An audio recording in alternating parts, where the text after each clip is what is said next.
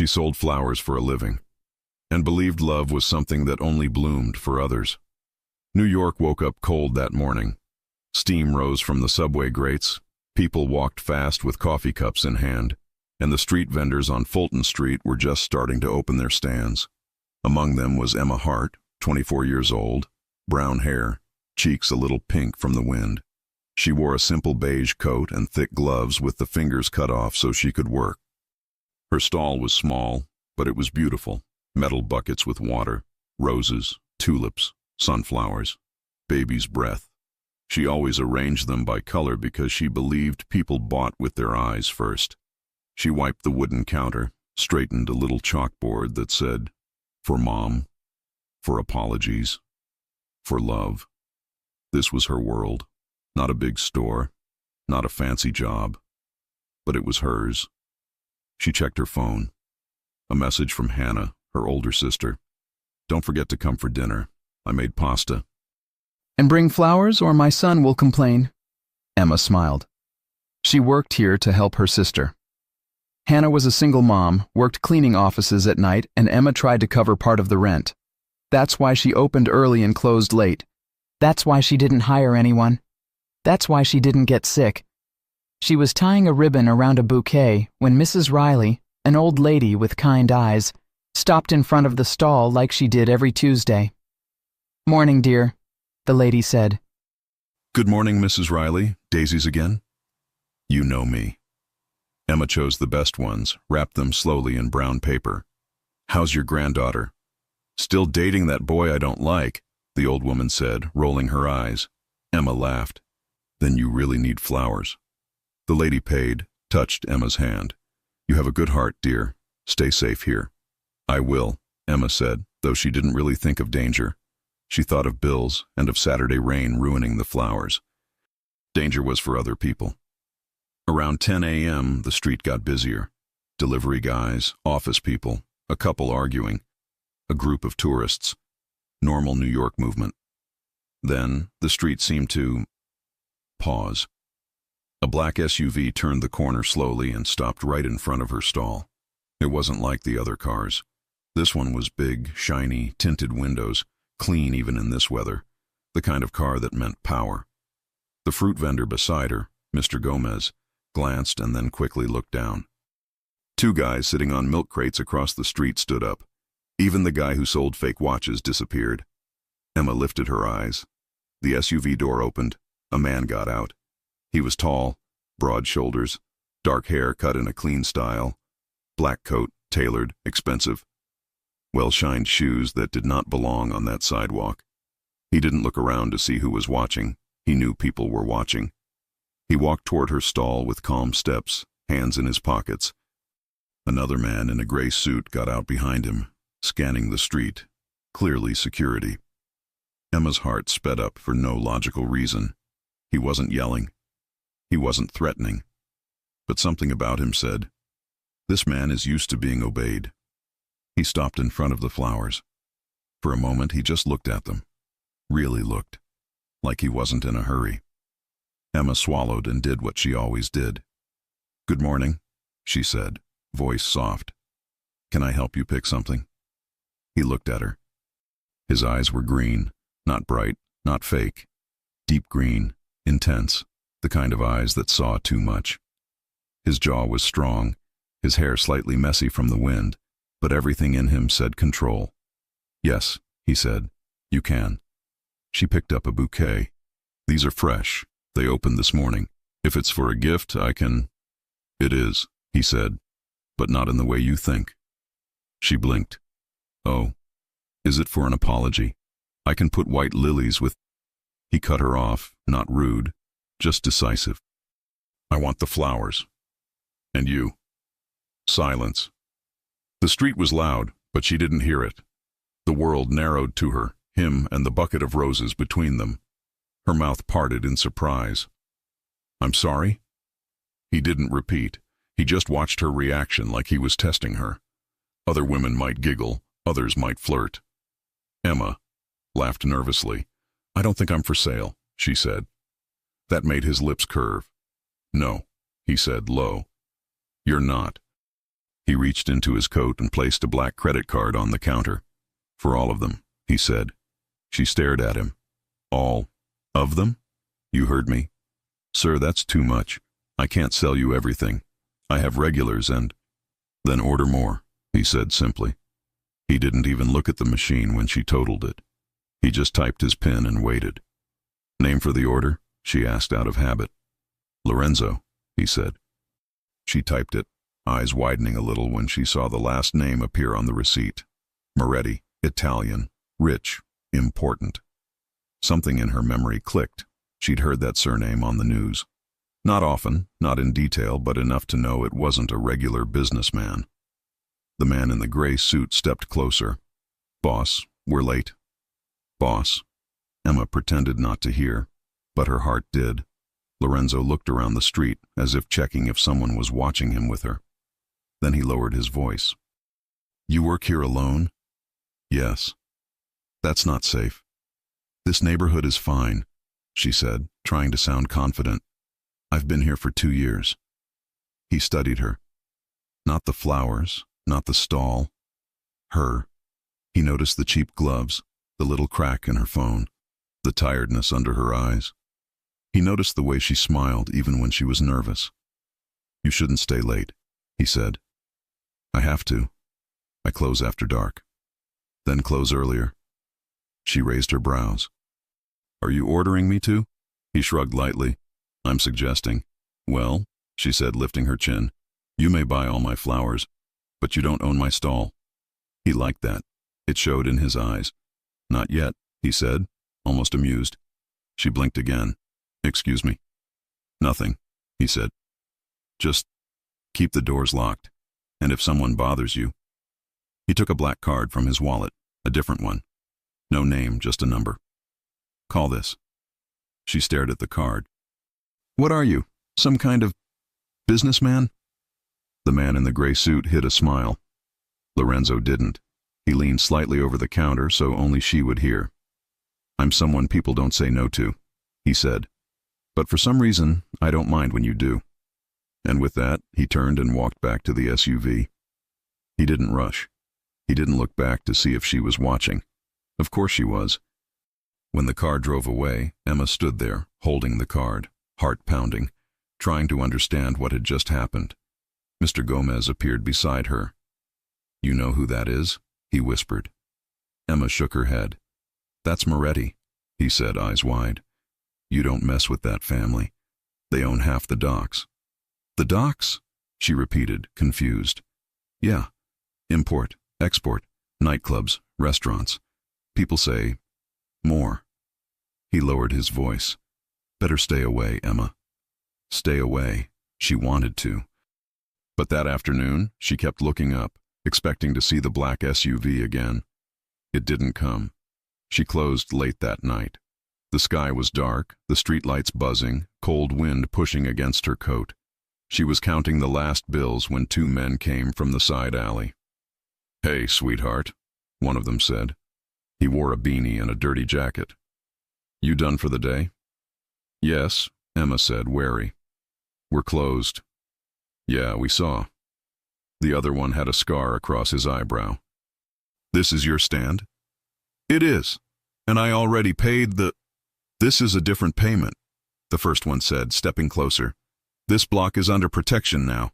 You want to keep selling, you pay." She straightened. "I don't need protection." He laughed. "Everybody needs protection." Emma's hands shook. "How much?" "100 a week." "100?" she repeated. "That's too much." "Then maybe something else," the man said, eyes dropping to her face, then lower. Emma took a step back. "No." He grabbed her wrist. "Listen, we're being nice here." A car door slammed. All 3 of them turned. The same black SUV was parked across the street. No headlights. No sound. Lorenzo Moretti was standing beside it. He didn't shout. He didn't run. He just walked toward them with a steady, deadly calm, coat moving in the wind, eyes fixed on the man holding Emma. "Let her go," he said. The man dropped her wrist like it was on fire. "Mr. Moretti," the other one stammered. We didn't know she was—" "She is now," Lorenzo said. He didn't raise his voice. That made it worse. We're just collecting. Not here, Lorenzo said. Not from her. Not from anyone on this side of the street. You want to work? You talk to me first. The men nodded quickly, backing up. Yes, sir. Sorry, sir. Go, he said. They ran. Emma stood there, breathing fast, hand on her chest. Lorenzo turned to her. His eyes softened immediately, like he had two versions of himself, and she got the gentle one. Did they hurt you? No, she said, voice shaking. You didn't have to do that. Yes, he said. I did. He glanced around. I told you this wasn't safe. Her eyes filled with tears, not because of the men, but because of the mix of fear and relief. Why do you care? She asked. You don't know me. He looked right at her. Sometimes, he said, you see something clean in a dirty city, and you don't let anyone touch it. She stared at him, not knowing what to say. He was a mafia boss. She knew it now. She saw how those men feared him. She saw how his own men stayed close, watching, but he was also the only person who had shown up when she needed it.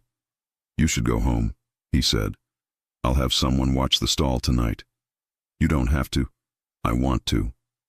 He walked her to the corner, keeping a respectful distance, hands in his pockets like always. Her steps were small, his were long, but he slowed down for her. Do you live far? He asked. Just over that bakery. He looked up, examined the building. Second floor? Third. He nodded. I'll have a car nearby for a few days. She stopped. Lorenzo, I can't pay you. He turned to her, expression unreadable. Then he leaned in just a little. I didn't ask for money, he said. I asked for your time. My time? A coffee, he said. Tomorrow, across the street, noon. She hesitated. I work. I know, he said. I'll buy all your flowers again if that's what it takes. She couldn't help it. She smiled. Good night, Emma, he said, stepping back. Lock your door. He walked away, got into the SUV and drove off. Emma climbed the stairs to her apartment, still holding his black card. Her hands were still shaking, but not from fear anymore. From her window she looked down. A dark car was parked at the corner. And even though she knew she should stay far away from men like him, she pulled the curtain just a little and felt safe. For the first time since she opened that stall, she went to sleep with the door locked and with a mafia boss's voice echoing in her mind. I want the flowers, and you. The next day, the city looked the same. Gray sky, restless noise, rushing people. But for Emma Hart, nothing felt the same. She kept glancing at the corner of the street where the black SUV had been parked the night before. It wasn't there this morning, and that should have made her feel better. It didn't. Every sound made her turn her head. A car door, a voice, footsteps. Her heart still remembered that man's voice. Sometimes you see something clean in a dirty city, and you don't let anyone touch it. She hated that it replayed in her mind. She hated that part of her wanted to see him again. By 11, business picked up. She was busy wrapping roses for a young man buying flowers for his girlfriend when it happened. That same quiet shift in the air. The voices around her dimmed just a little. The rhythm of the market slowed. She didn't even have to look up. He was there. Lorenzo Moretti. He stood across the street, coat open, tie slightly loose, watching her stall like he owned the ground beneath his feet. His driver waited by the SUV, but Lorenzo walked over alone. Emma's stomach tightened. She told herself to stay calm, to act normal, but the second their eyes met, her breath caught. You didn't call, he said, stopping in front of her. I didn't need to, she replied, tying a ribbon around the bouquet. He tilted his head, amused. 2 men grabbed your arm last night. That's fine to you? I'm still standing. That's not the point, he said softly. You shouldn't have been alone. I've been alone my whole life, Mr. Moretti. I'm used to it. Call me Lorenzo. I'd rather not, she said quickly. It sounds dangerous. His smile was small, but real. It is. She handed the bouquet to the young man, who paid quickly and left, glancing nervously at Lorenzo as he passed. Emma looked back at him. "You scared him." "Good," he said. "Men should be a little scared around you." She frowned. "That's a strange thing to say." He didn't explain. He stepped closer instead, scanning the stall like he was checking for threats. "Do you have cameras here?" "Cameras? No. Why would I?" "Because you should," he interrupted. "Last night wasn't random." Emma crossed her arms. "What's that supposed to mean?" "It means someone sent them." Her heart skipped. "You think they knew about you? About me?"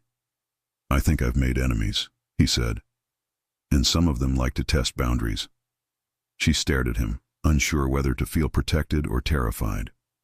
"And now I'm a boundary?" His voice dropped.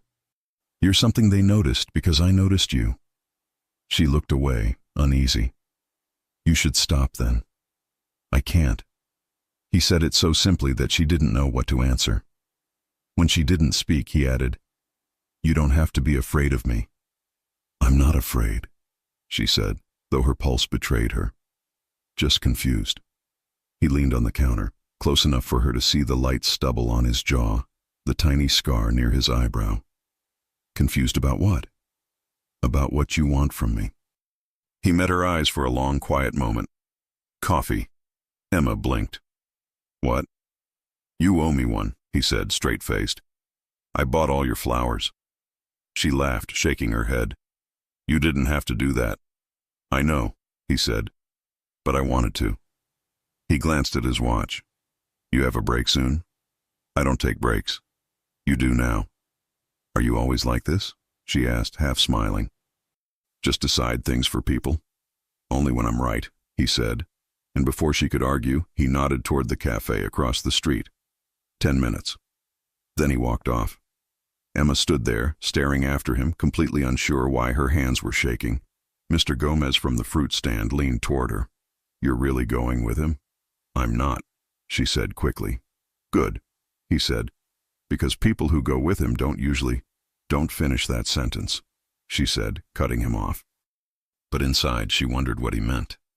10 minutes later, she found herself walking toward the cafe anyway. Lorenzo sat by the window, back straight, hands folded, a small espresso cup untouched in front of him. He looked like a man from another world dropped into this one. And yet, when he saw her, he smiled. Not polite, not cold, real. "You came," he said. "Only because you're standing in front of my favorite coffee place," she said, sliding into the seat across from him. He motioned to the waiter. "Get her whatever she wants." "I can order for myself," she said. "I know," he replied, "but it sounds better when I say it."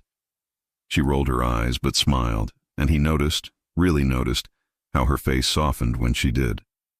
For a while they talked, about small things, the market, her sister, how early she had to wake up to get flowers from the supplier. He listened, completely focused, like no one else in the cafe existed. Then he said, "You like what you do?"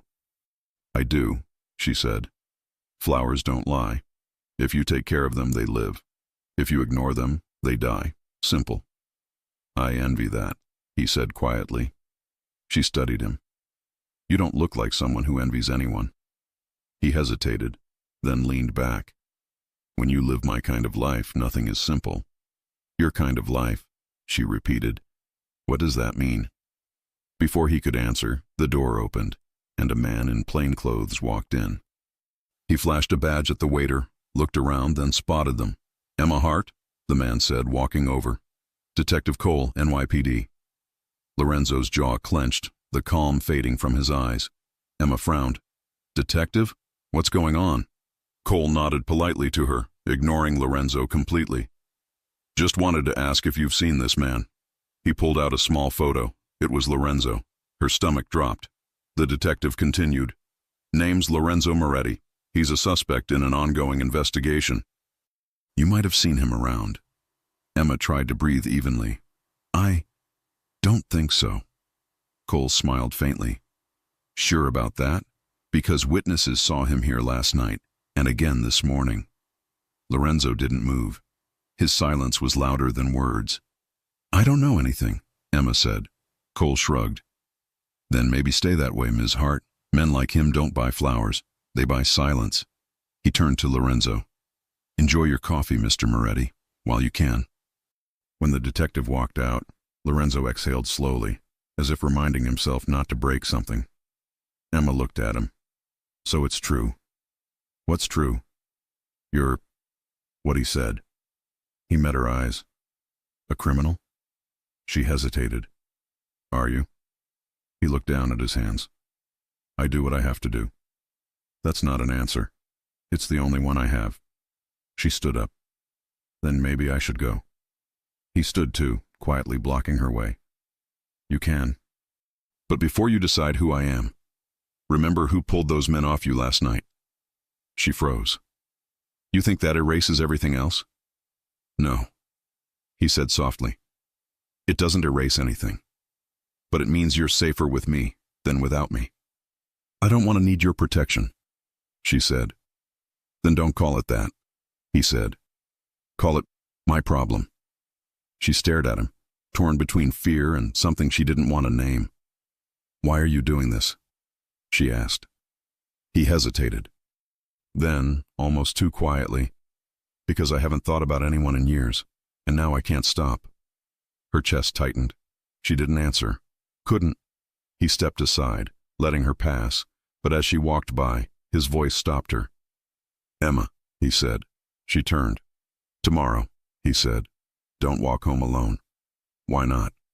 He gave her a look that sent a chill down her spine. "Because someone else might be watching now." That night she couldn't sleep.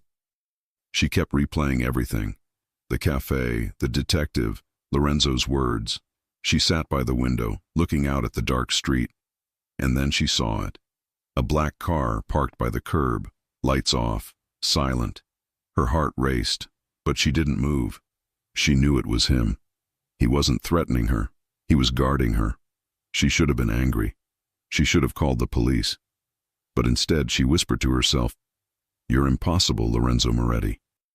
The next morning, when she arrived at the stall, a single red rose lay on the counter.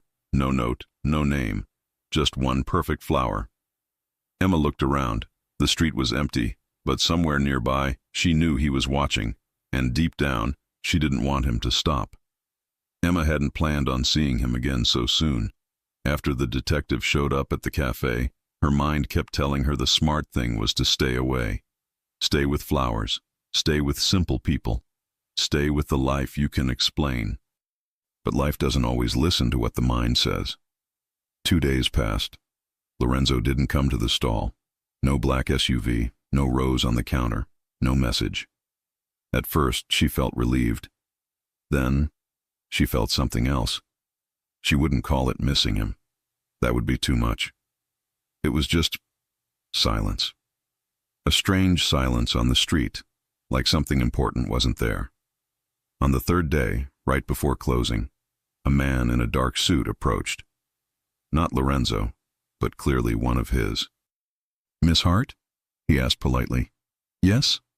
"Mr. Moretti asked if you could deliver an arrangement tonight." "Tonight?" she repeated. "I don't do night deliveries." "I'll drive you," the man said. "You'll be safe." Emma hesitated. "Where to?" "The Moretti," he said, like it was obvious. She blinked. The restaurant. Everyone in New York had heard of it. An Italian place that was impossible to get into unless you had money or power. Now she knew why. The man nodded. "He wants flowers on the private floor." Emma looked back at her stall, at the buckets of unsold flowers, at the fading sun. Extra money would help. Hannah needed diapers for her son. Rent was coming. And the truth was, she wanted to see him. "Okay," she said finally. "I'll go." The car took her from the market to downtown in less than 20 minutes. The city lights glowed against the glass, and Emma watched the people outside, wondering how many of them knew that in this same city, in this same night, Mafia bosses had dinner like regular people. When the car stopped, she stared up at the building. The Moretti. Tall, elegant, black glass, warm light at the entrance, Two men at the door. Not a tourist place. Not a place you just walked into. The driver opened her door. "This way, Miss Hart." Inside, the restaurant was beautiful. Dark wood, soft music, wine bottles displayed behind glass, people in good clothes talking in low voices. It smelled like garlic, basil, and money. Heads turned when she walked in. Not because she was dressed fancy. She wasn't.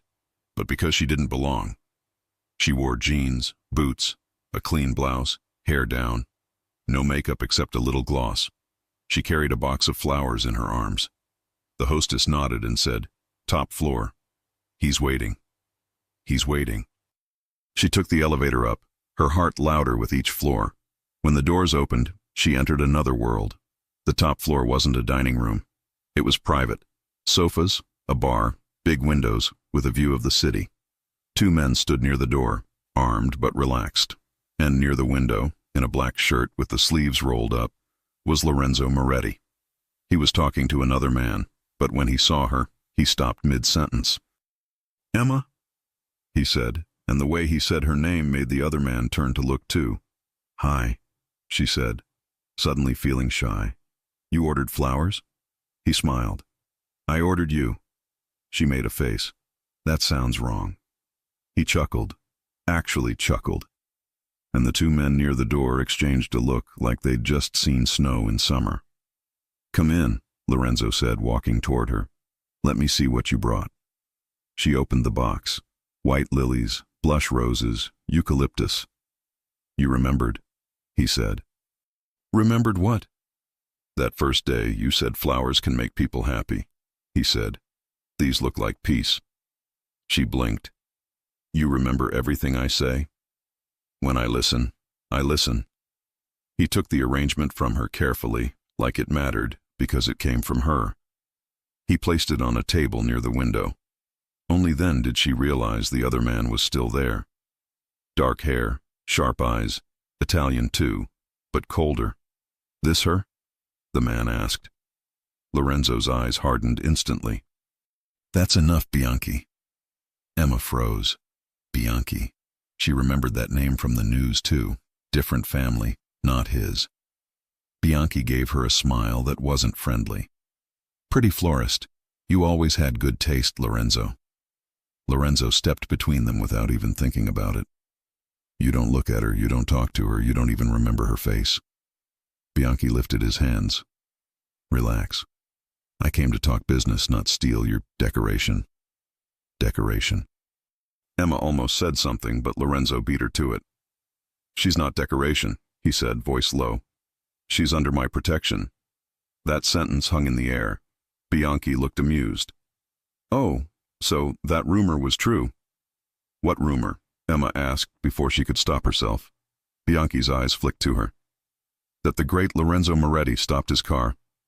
For a flower girl." Lorenzo's jaw clenched. "We're done here." Bianchi laughed, walked toward the elevator. "Careful, amico. Enemies look for soft spots." He left. Emma turned to Lorenzo. "Who was that?" "No one you need to worry about," he said. "That's not an answer." He looked at her, really looked, weighing how much to tell. "Riccardo Bianchi," he said at last. "Old family, loves chaos, likes to poke at things that aren't his. And I was, what, a thing to poke?" "You were a message," he said. "He wanted me to know he saw you." Emma's stomach dropped. "So because you helped me, I'm in danger?" "You were in danger because men like him don't respect boundaries," Lorenzo said. "I do." She stared at him, that mix of fear and attraction returning. "You should have stayed away." "I tried," he said simply. "Didn't work." He motioned to the bar. "You want something to drink?" "I don't drink," she said. "Water, then." He poured her a glass himself, not the staff, not one of his men. Him. It was a small thing, but it told her something. He wasn't playing with her. He wanted her comfortable here. She took the glass. "This is your world?" "One of them. It's a lot." "It is," he said. "That's why I didn't bring you before." "Why did you bring me now?" He stepped closer. so close she had to tilt her head to look at him. "Because I wanted you to see it before someone else showed it to you the wrong way," he said. "I don't want you to hear about me in a cop's office. I want you to hear it from me." She swallowed. "Okay, then tell me." He took a breath, eyes never leaving hers. "I run things," he said. "Clubs, shipping, security. Some of it is clean, some of it isn't. I have men who follow me. I have enemies who want what I have. I've done things I'm not proud of, and some I'd do again. People fear me." He paused. "But I don't want you to," he added, softer. Her heart squeezed. "Why?" she whispered. "Because you looked at me on that street like I was just a man buying flowers," he said. "No one does that." She let out a slow breath. "Maybe because I didn't know who you were." He smiled faintly. "And now that you do?" She didn't answer right away. She went to the window instead, looking at the city lights. He let her. He didn't rush. After a moment she said, "I should stay away from you." "Yes, but I don't want to." He closed his eyes for a second, like that admission did something to him. "Then don't," he said. "It's not that simple, Lorenzo," she said, turning back to him. "There was a detective. There was that man just now. You have enemies. I sell flowers. We don't match. You make it sound like I'm trying to marry you," he said, teasing just enough to make her smile again. "I only asked for your time." "You asked for more than that," she said quietly. "You asked for me." His eyes darkened. "I did." Silence fell between them, not awkward, just heavy, full of something that hadn't been said yet. He walked over to her, slow, giving her every chance to step back. She didn't. He stopped in front of her, close enough for her to smell his cologne, see the veins on his forearms where his sleeves were rolled up. "Emma," he said, her name almost a caress. "I can protect you, but protection has a price." Her chest rose. "What price?" "You let me," he said. "You don't fight me every time I tell you not to walk alone. You call when something is wrong. You don't hide from me. That's control," she said. "That's keeping you alive," he said. "In my world, those two things look the same." She looked up at him, eyes shining. "And what do I get?" He leaned even closer, his voice dropping. "You get me." Her heart pounded. She could feel the warmth of him, the tension, the restraint. He wasn't touching her, but every part of him wanted to. Her gaze dropped to his mouth. His eyes followed hers. For a moment, the city outside didn't exist. It was just a mafia boss and a florist in a private room, both pretending they could stay away. He lifted his hand slowly, giving her time to stop him. She didn't. He touched her cheek, thumb brushing her skin, gentle for a man like him. Emma's breath hitched. "You're shaking," he murmured. "I'm not used to this," she whispered. "To what?" "To a man like you looking at me like that." "How am I looking at you?" "Like I'm special." His gaze softened. "You are." That was almost the moment. Almost the kiss. Almost the point where she would have let herself fall. But the elevator dinged. Lorenzo pulled his hand back immediately, jaw hardening, eyes going cold again. The switch was instant. Vince, the right-hand man, stepped out. "Boss, we've got something." Lorenzo didn't take his eyes off Emma. "What? The guys who tried to tax the market? They belong to Bianchi's people." "He's pushing in." Lorenzo cursed under his breath in Italian. Emma's stomach twisted. "So I really am in the middle of this." "You are," Lorenzo said, honest as always. "But I put you there, so I'll take you out." "How?" she asked. He looked at Vince. "From tonight on, 2 men stay on her block. No one approaches the stall. No one follows her sister. Anyone tries, we shut it down." "Yes, boss." Emma opened her mouth to protest, but Lorenzo spoke first. "This is the line, Emma," he said. "The one you didn't want to cross." "I know," she said quietly. "But you crossed it," he said, "the second you let me walk you home." She looked at him, heart aching with something that wasn't just fear. "And now?" she asked. "Now," he said, eyes burning into hers. "You stay close to me, or they'll use you to get to me." He stepped back, putting the distance she needed, but didn't want. "Go home," he said. "My driver will take you." She hesitated. "And you?" "I have to deal with Bianchi." "Is it dangerous?" "In my life," he said, "everything is dangerous." She bit her lip. "Don't get hurt." For a second, the boss was gone, and it was just a man looking at a woman who cared. "I won't," he said. "I have a florist to buy flowers from." She smiled despite the fear. As she stepped into the elevator, he called her name one last time. "Emma." She turned. He looked straight at her. "You're mine now." The doors closed on her shocked, breathless face, and on him, standing there with his jaw set, ready to start a war over a girl who only wanted to sell flowers. Emma woke up the next morning thinking maybe she had dreamed everything. The private floor, the view of the city, Riccardo Bianchi looking at her like she was a target, and Lorenzo saying, "You're mine now." But when she pulled the curtain and looked down at the street, the dream turned real. There was a car parked near the corner. Not the same SUV, a different one. Dark, windows up, two men inside, watching. Not the kind of men who were lost, the kind of men who were there for a reason. Lorenzo's men. She sighed and let the curtain fall. So this was it. Once a mafia boss said you were under his protection. You were under his protection. She got ready for work anyway. Jeans, sweater, coat, hair in a ponytail. She grabbed her phone and sent a message to her sister. "Emma, I'll pass there tonight." "Want me to bring flowers?" Hannah, "Flowers no, groceries yes." Emma, "Okay." Life went on, or at least she tried to make it. At the stall, the vendors noticed right away. "Whoa," Mr. Gomez whispered, eyes wide. "You see that?" "What?" Emma asked, playing dumb. He nodded toward the street. "Two guys been sitting there since 7. Suit, earpiece, no coffee. That's mob, Emma." "Don't say that out loud," she hissed. "You in trouble?" She hesitated. "Protected." He raised his brows. "That's the same thing." She didn't answer. Around 9, one of the men from the car got out. He wasn't intimidating in the loud way. He was calm, serious, professional. "Miss Hart," he said. "Vince sent me. We'll be close." "Close how?" she asked. "Close," he repeated. "You can work. We'll do the rest." She nodded, even though inside her stomach twisted. This wasn't her world. She sold flowers. She wasn't supposed to have guards. But Riccardo Bianchi had looked at her.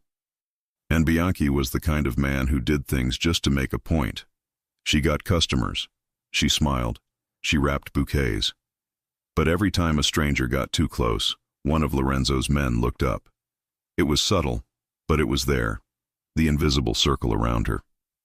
At lunchtime, she saw a familiar figure crossing the street. Her sister, Hannah.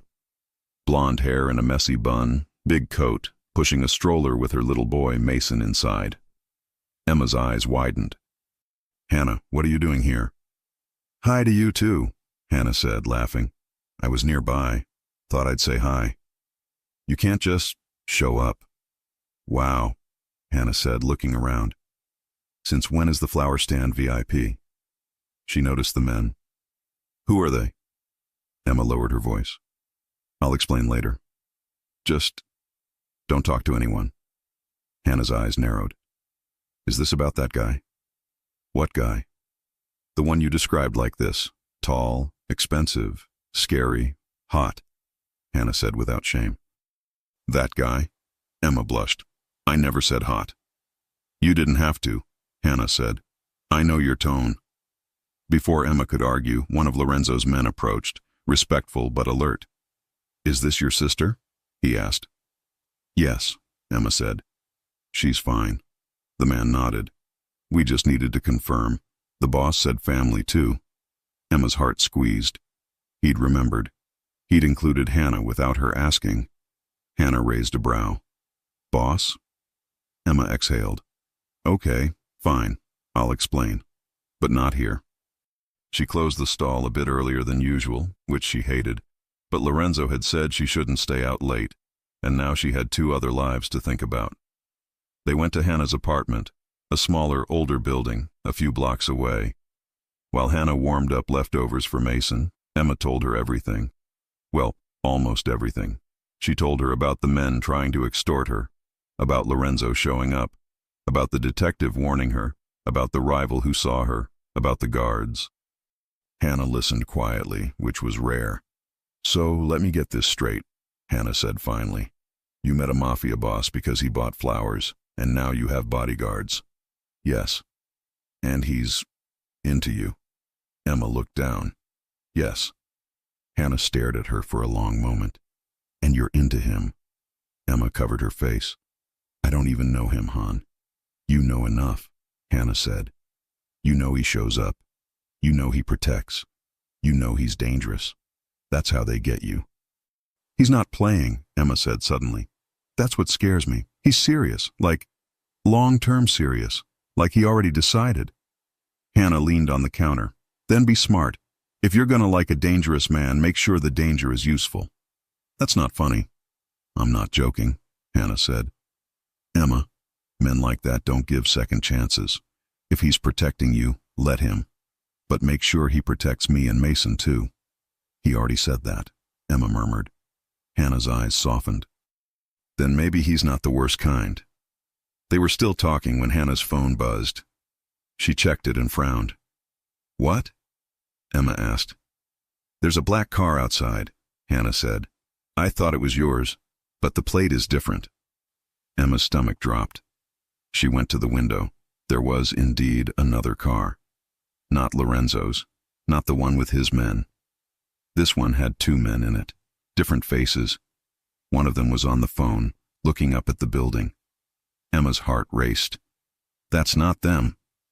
Hannah grabbed her son. "Emma." Emma pulled out Lorenzo's black card with the number. She called. He picked up on the second ring. "Emma." She didn't realize how much she wanted to hear his voice until right then. "There's a car outside my sister's building. Not yours." His tone changed instantly. "Describe it." She did. He swore in Italian. "Listen to me," he said. "You are not to leave that apartment. My men are 2 blocks away. They'll be there in 1 minute." "What if they come up?" Emma whispered. "They won't," he said, "because I'll make sure they don't." "Lorenzo." "Emma," he said, voice low but firm. "This is why I told you to stay close." The line went dead. Emma turned to Hannah. "We have to stay inside." Hannah nodded, eyes wide, holding Mason close. "Who are they?" "Probably the other guy," Emma said. "The one from the restaurant." "Ricardo?" Emma stared. "You remember his name?" "I Googled Moretti, New York after your message, Emma." "I'm not stupid," Hannah said. "This is serious." They waited. Less than a minute later, there was movement on the street. 2 of Lorenzo's men came from the corner, walking fast. They didn't wave, didn't shout. They just approached the other car. From upstairs, Emma couldn't hear what was said, but she saw the body language. The men in the strange car didn't like being told to leave. One of them gestured at the building like he had a right to be there. One of Lorenzo's men showed a gun. Not pointed, just shown. The strange car left. Emma finally breathed. 2 minutes later, her phone rang again. "Are you okay?" Lorenzo asked. "Yes," Emma said. They left. "You're not staying there tonight."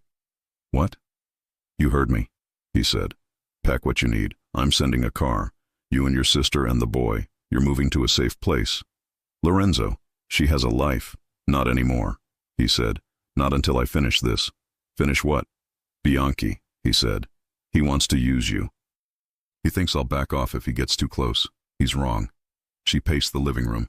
"We can't just move. We have jobs. We have—" "Emma," he said. And now his voice was not the boss voice. It was the man voice. "I almost lost you over a flower stand. I'm not risking you in an old building with a broken entry door." She clenched her jaw.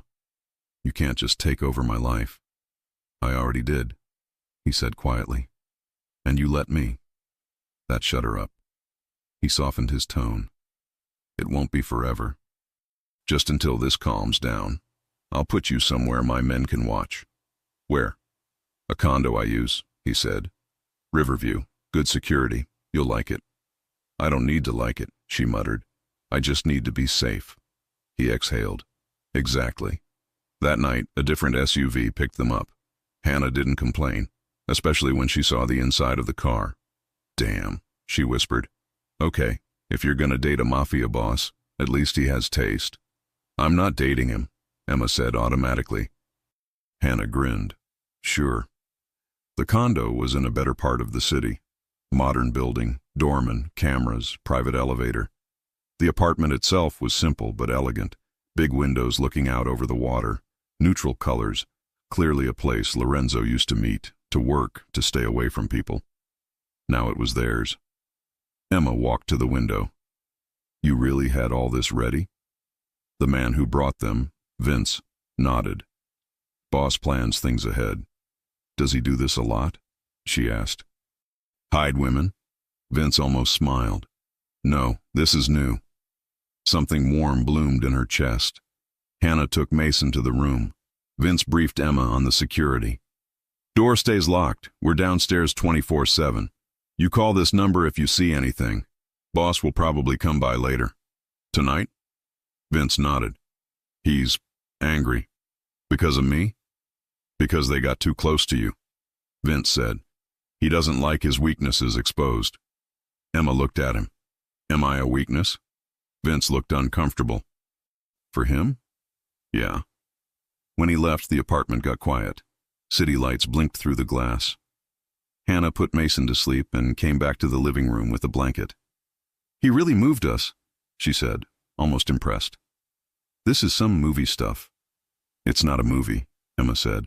It's real. That man outside could have taken you. But he didn't, Hannah said.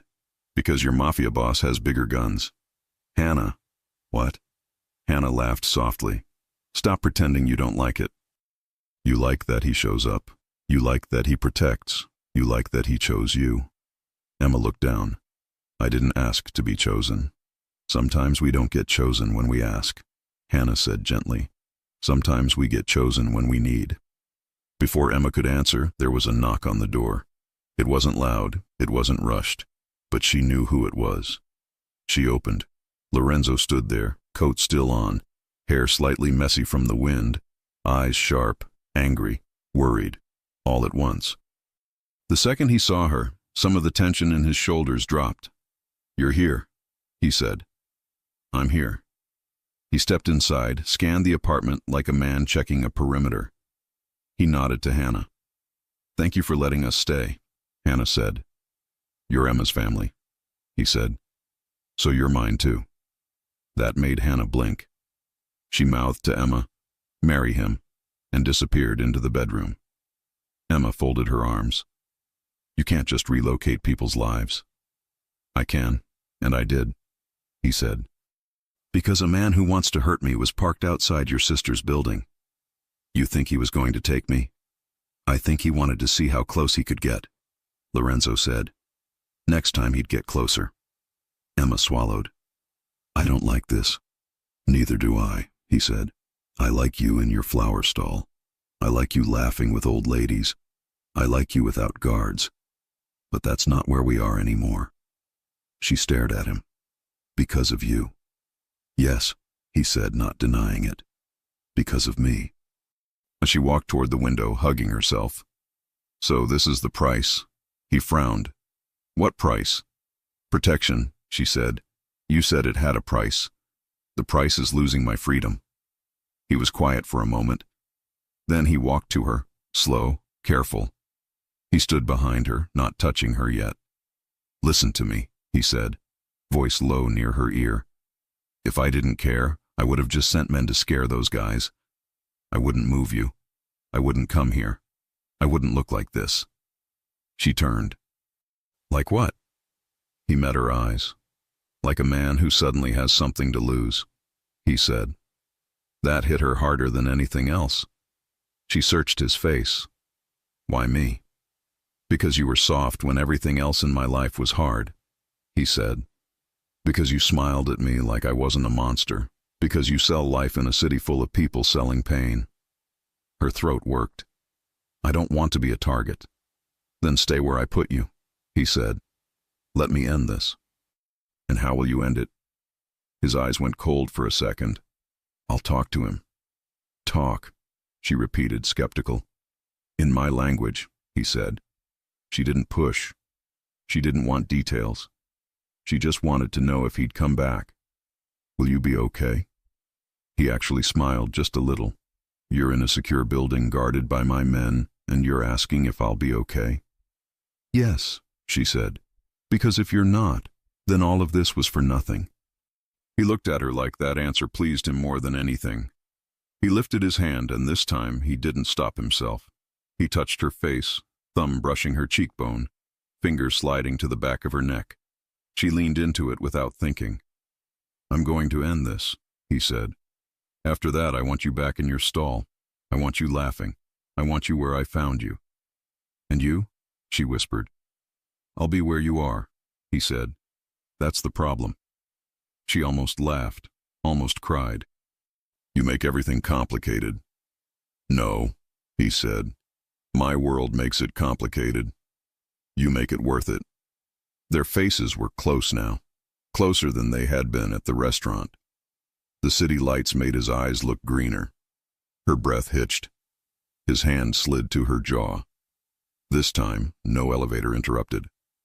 He leaned in and kissed her, not rushed, not possessive, not boss-like, warm, focused, like he'd been thinking about it since the day on the sidewalk. She kissed him back, hands on his chest, feeling the steady, solid strength of him. He tasted like coffee and mint. He smelled like cold air and cologne. He kissed her like he'd waited, like he was relieved she wasn't pulling away. When he finally pulled back, he rested his forehead on hers. That, he said, is also part of the price. She laughed softly, breathless. I think I can pay that. His phone buzzed. The mood changed. He looked at the screen, jaw tightening. Vince? Emma watched his face as he listened. It got harder, sharper. Where? He asked. Pause. He followed the sister before we got there? Lorenzo's eyes darkened. So he was testing the kid too. Emma's blood ran cold. What? Lorenzo held up a hand to calm her. No, she's fine. They didn't touch her, but he sent a message. He ended the call. What message? Emma asked, heart racing. Lorenzo looked at her, and for the first time she saw real anger. Not irritation, not annoyance. Fury. He wanted me to know he can reach what I love, he said. She stared at him. What you love? He didn't correct it. He grabbed his coat. Where are you going? She asked. He kissed her forehead, fast, protective, to make sure he never tries again. Lorenzo. He looked at her one last time. Stay here. Don't open the door for anyone but my men. I'll send word. Then he left. The door shut behind him.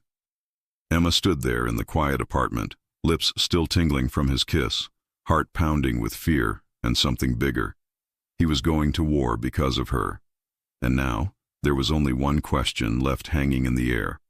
How far will a mafia boss go to protect the florist he said was his? The night Lorenzo left, Emma barely slept. She sat on the couch, hugging a blanket, staring at the city lights outside the window. Every sound from the street made her flinch. Every minute that passed without a message made her stomach twist tighter. Hannah tried to calm her, but she knew it was useless. You can't calm a woman whose heart is somewhere dangerous. At 3 a.m, Emma saw headlights flash across the wall, an SUV pulling up outside. She ran to the window. For one horrible second, she thought it was someone else. Then she saw him step out. Lorenzo. Alive. She didn't realize she was crying until he walked in and saw her. He looked exhausted, his shirt stained, a cut on his cheek, knuckles scraped, coat hanging open. But his eyes found her first, and when they did, they softened in that way that made her forget to breathe. Are you hurt? She asked, voice shaking. No, he said. Not like that. She took a step closer. Then what? It's done, he said. He won't touch you again. What did you do? She whispered. He hesitated, then said quietly, I handled it. She didn't ask how. She didn't want to know. All she knew was that the man standing in front of her looked like someone who had just walked through fire for her. She reached up, touching his face gently where it was bruised. Lorenzo. He caught her hand, kissed it, closed his eyes. I told you I'd end it. You did, she said softly. But you look like you lost something. I did, he said. Time. She frowned. What does that mean? It means I thought I had more of it with you. Before she could answer, his phone buzzed again. He checked the screen, jaw tightening. Business? She asked. Always, he said. But tonight, I'm not answering. He put the phone on the counter, turned it off, and looked at her like he was making a decision. Emma, come here. She hesitated. Why? Because I'm tired of talking through doors, he said. She crossed the room slowly. When she reached him, he didn't touch her right away. He just looked, memorizing her face like a man who didn't trust the world to let him see it again. Then his hands came up, holding her waist, pulling her closer. The kiss this time wasn't soft. It was desperate, raw, full of everything they hadn't said. Her hands slid to his shoulders. His heart pounded against hers, and for a moment there was no mafia, no danger, no city, just the man who had chosen her and the woman who couldn't let him go. When he finally pulled away, their foreheads rested together. I shouldn't have let it get this far, he murmured. It's already too far, she said. He smiled against her hair. Yeah. They fell asleep like that, clothes still on, exhaustion winning. When she woke up, the sunlight made everything look softer, almost normal. Lorenzo was still asleep on the couch beside her, one arm draped across her waist. She studied his face.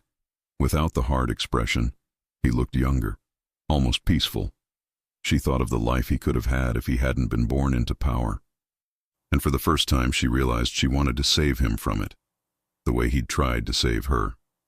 He stirred and opened his eyes. You're staring. You talk in your sleep, she said. He smiled faintly. Did I say anything interesting? You said my name. He reached up, brushed a strand of hair from her face. Then I was dreaming something good. Later that morning, while he took a call in the other room, Emma wandered near the kitchen. She wasn't snooping. At least, she told herself she wasn't. But something caught her eye on the table. A folder, thick, unlabeled, half open. She hesitated, then curiosity won. Inside were pages, printed, her name at the top of one, her address, her sister's, old bills, photos of her stall, even one of her walking Mason home from school. Her throat tightened. She flipped through more pages, background check forms, bank statements. The first time she'd met him, he already knew all of this. The world seemed to tilt under her feet. She stepped back, trying to breathe. The noise from the other room, his low voice on the phone, grew distant, muffled by the ringing in her ears. He walked in just as she was still holding the folder. Lorenzo froze. Emma, he said slowly, put that down. Her hands trembled. What is this? Information, he said carefully. For your safety. My safety? She said, her voice rising. You knew where I lived before you even asked my name. I had to, he said. No, you wanted to. You wanted control. That's not... You tracked my sister, she said, eyes filling. Her building, her job. There are pictures of her son, Lorenzo.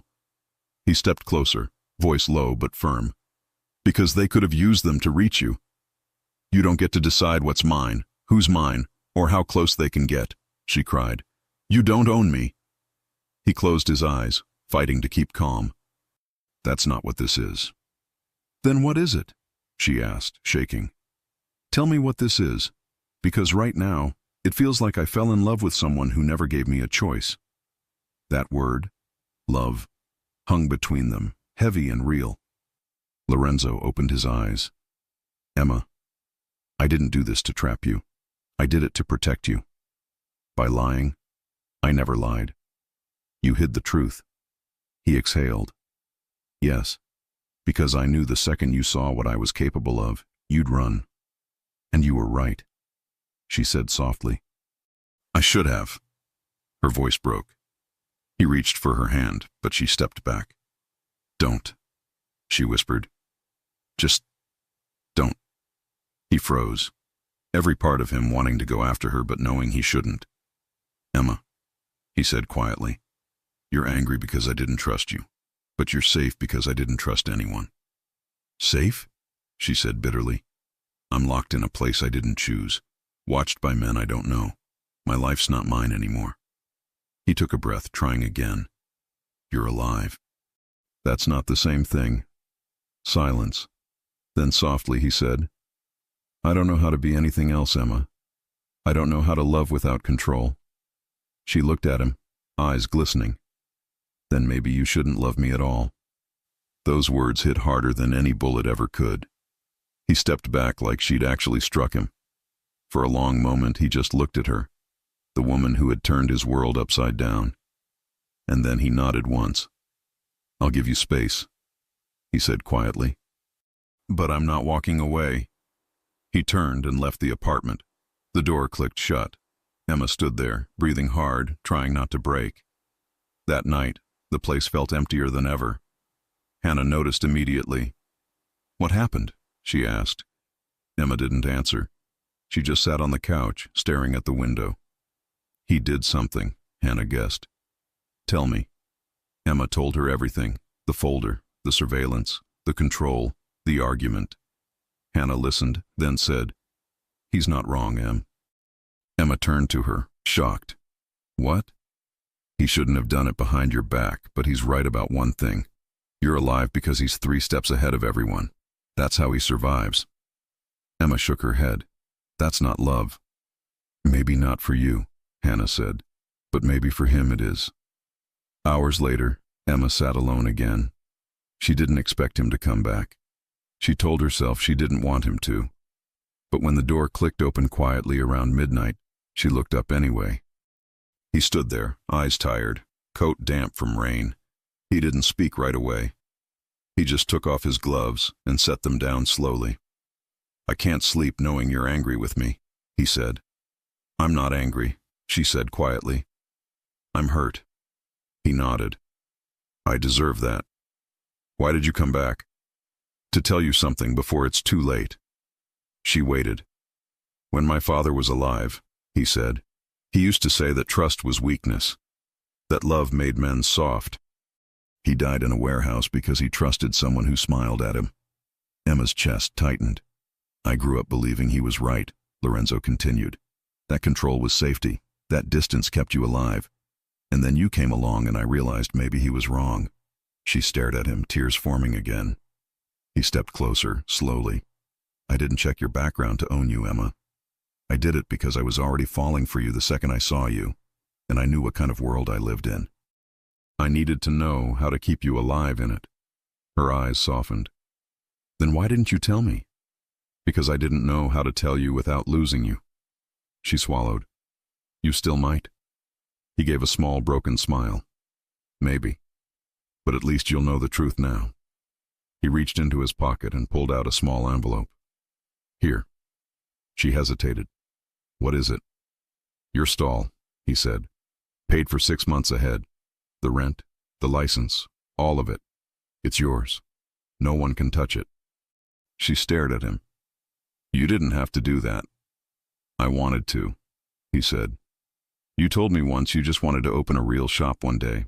I found one. It's small, but it's yours when you're ready. Her breath caught. You really listened. I always listened, he said. She looked down at the envelope, then up at him. You scare me, Lorenzo. I scare everyone, he said. No, she whispered. Not like that. You scare me because you make me want to believe you. He stepped closer again. Then believe me. She searched his eyes for a long moment. Then finally she whispered, I do. He reached out, brushing away a tear from her cheek. That's all I needed to hear. For a while, neither of them moved. The rain outside hit the windows, soft and steady, like the sound of a heartbeat. Lorenzo finally said, "I'll fix this. All of it. And when it's over, I want you to come back to that stall. To your flowers. To your peace." "And you?" she asked. He smiled faintly. "I don't get peace. Men like me don't." "That's not true," she said. "You just never had anyone to give it to you." He looked at her, then like he wanted to believe that could be true. But somewhere deep down, they both knew. Peace was never free in his world. That night, when he left again, he didn't look back. Emma watched him go, her heart breaking for the man who wanted to love her, but didn't know how to be gentle with the world. She whispered to the empty room, "Come back to me." Outside, in the rain, Lorenzo got into his car and told Vince, "It's time." "Time for what?" Vince asked. "To make sure no one ever uses her name again," Lorenzo said. His reflection in the glass showed a man ready to end a war. And while Emma tried to sleep, the city around them braced for what came next. Because Lorenzo Moretti was done defending. He was about to attack. The city didn't know a war was happening. On the surface, New York kept moving. Cabs, coffee, office people, tourists. But in the parts of the city that didn't show up on travel guides, people felt it. Doors staying closed, men making phone calls in Italian, cars following other cars, businesses pretending nothing was wrong. Emma didn't see any of it. Lorenzo had made sure of that. For 2 days she stayed in the condo with Hannah and little Mason. Lorenzo texted, short messages, nothing incriminating. "I'm fine. Stay inside. Almost done. Almost done." She held on to those words. At night she would stand by the window, looking out at the water, wondering where he was, wondering if he was safe, wondering if she would get a knock on the door at 2 a.m. saying he wasn't coming back. She didn't want to think like that, but loving a man like him meant thinking like that. On the third night around 9, Vince came upstairs. "Boss will be here soon," he said. Emma's heart leapt. "He's okay?" Vince nodded. "Better than the others." It wasn't a joke, it was a fact. Emma sat on the couch, trying to look calm. Hannah stayed in the bedroom, giving them space. The apartment was quiet. Then she heard footsteps in the hallway. The door opened. Lorenzo walked in. He was alive. She stood up so fast the blanket fell from her lap. He looked tired. There was a bruise high on his cheekbone, a cut on his lower lip. His knuckles were bandaged. He had changed clothes, but the way he moved told her he'd been in something heavy. But his eyes, those green eyes, were on her. Only her. "It's done," he said. She ran to him. He opened his arms and she went right into them. No hesitation, no shame. He held her tight, hand at the back of her head like he'd been waiting to do that since he left. She breathed him in. Rain, Cologne, city, Lorenzo. "You came back," she whispered into his chest. "I told you I would," he said.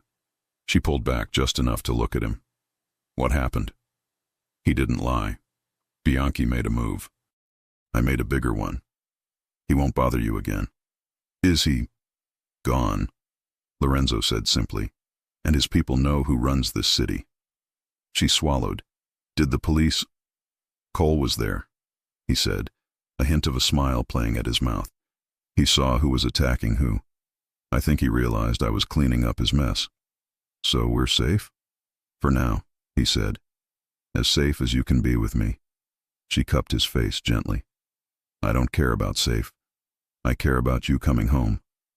He looked at her like that was the one thing he hadn't expected, that someone would say, "Come home" to him. "I like when you call this home," he said. "Then don't make me say goodbye again," she said. "I can't promise that," he said honestly. "My life will always pull me out that door. But I can promise I will always come back to you." She nodded, eyes wet. He wiped her tears with his thumb. "No more crying. I didn't fight half the city to see you cry." She laughed through the tears. "You're impossible. You chose me," he said. "Did I?" she teased. "Because sometimes it felt like you chose for me." He smirked. "I did, and I'd do it again." The next morning, for the first time in days, Lorenzo said, Get dressed. I want to show you something. Emma blinked. Now? Now. He drove her himself. No driver, no convoy, no extra cars. Just him and her in a black car, like a normal couple. He even wore a simple dark sweater instead of a suit. But even like that, he still looked like a man people didn't say no to. They drove to a quieter part of the city, where the streets had more brownstones and less noise. The car stopped in front of a small commercial space on a corner. Big glass front, clean sidewalk, sunlight spilling through. There was a paper taped to the door that said leased. Emma stared. Lorenzo. He got out, walked around, opened the door for her. Go see. She stepped out slowly, like she was afraid it would disappear. The inside was empty. White walls, wood floor, a little counter, a back room that could be a stockroom. It smelled new. It looked like potential. She turned to him, eyes wide. You didn't. I did, he said. You bought this? Yes. For me? For us, he corrected gently. You'll run it. I'll make sure no one ever taxes you again. No one touches your door. No one stands outside. No one even parks wrong in front of it. This is yours. Her hand flew to her mouth. Lorenzo, this is my dream. I know, he said. You told me. I listened. She walked around the empty space, running her hand along the counter, looking at the window. I could put peonies here, and a fridge there, and a stand outside in the spring. He watched her, and his eyes were soft in a way they never were with anyone else. This is how I know you really fell for me, she said, laughing through the emotion. You did something normal. Careful, he said. I can still fill the back with men and guns. Please don't, she said. Let me have this one piece of the world that doesn't know your name. He nodded, serious now. This place will be clean. On paper, it won't even be tied to me. Detective Cole can stare at it all day. He won't find me. She looked at him. You thought of everything. I had to, he said. Because you're going to work here alone sometimes. And I don't want to spend the rest of my life sending men to chase away idiots. The rest of your life, she repeated, smiling. That's a big promise for a mafia boss. He stepped closer, hands sliding to her waist. I don't make promises I won't keep. She placed her hands on his chest. Then say it. He knew what she wanted, but he wanted to say it his way. He looked around the empty shop. The future she didn't think she'd get because she fell in love with him. And then he looked back at her. And softer than the first day, without the arrogance, without the shock value, he said, I want the flowers, and you. This time she didn't laugh nervously. She didn't look away. She said, then you can have both. He kissed her in the empty shop, sunlight around them, the city outside moving on, not knowing a mafia boss was choosing a florist over a war. They opened the shop a month later. It wasn't a big party. That would attract attention. It was just her, Hannah, Mason running around with a tulip, and Lorenzo standing in the back in a dark coat, looking like a bodyguard who'd gotten lost in a flower store. An old lady walked in and said, These are beautiful. Thank you, Emma said, glowing. She's the best florist in the city, Lorenzo said from the back. The old lady looked at him.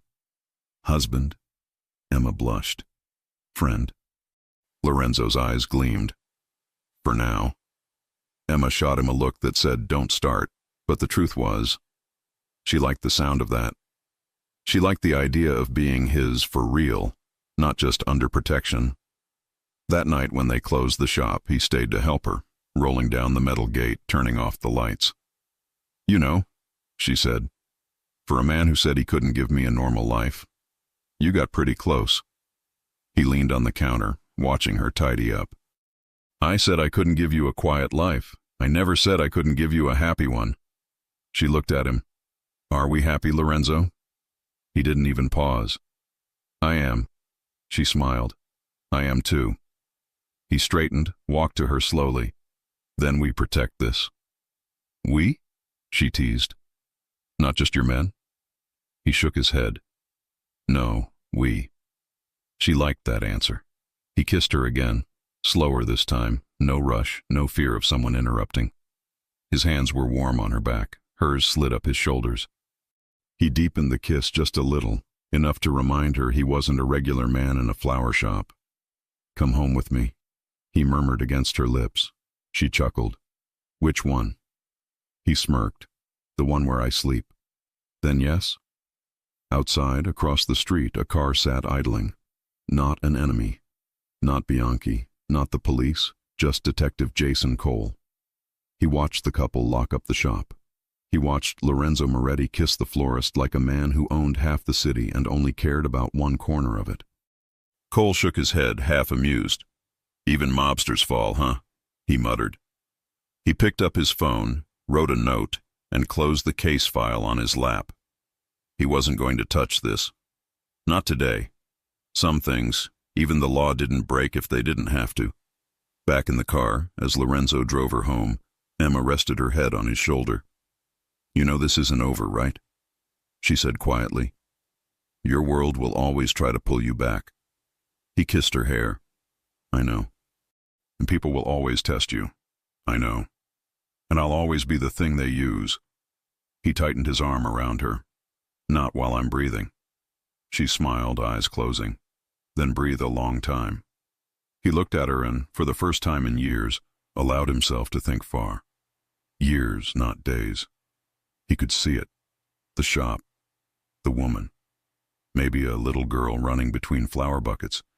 Maybe Sunday dinners. Maybe a life half shadow, half sun. Not perfect, but theirs. He parked, turned off the engine, and before she could get out, he said, "Emma." She looked at him. "If I ever have to choose," he said, "between the business and you, I'll choose you." She searched his face. "That's dangerous." He nodded. "So are flowers." She laughed. "No, they're not." "They are," he said. "Yours were. They took down a Mafia boss." She kissed him again, slow and smiling. Outside, the city kept its secrets. Inside the car, a florist and a Mafia boss held on to the life they'd built in the middle of danger. And if somewhere, in another car, far away, someone was watching, planning, waiting for a chance, well, that would be another story. Because this one, the story of the pure florist and the Mafia boss who said, "I want the flowers and you," this one ended the way it was supposed to. With her in his arms, with him choosing her, with flowers and love. If you enjoy stories like this, take a moment to subscribe to the channel. That's how I'll know you truly liked it. Even if you're watching on your TV, grab a second to join this family of fans who love emotional and heartfelt stories. Your support means everything, and it helps us bring you even more tales like this one.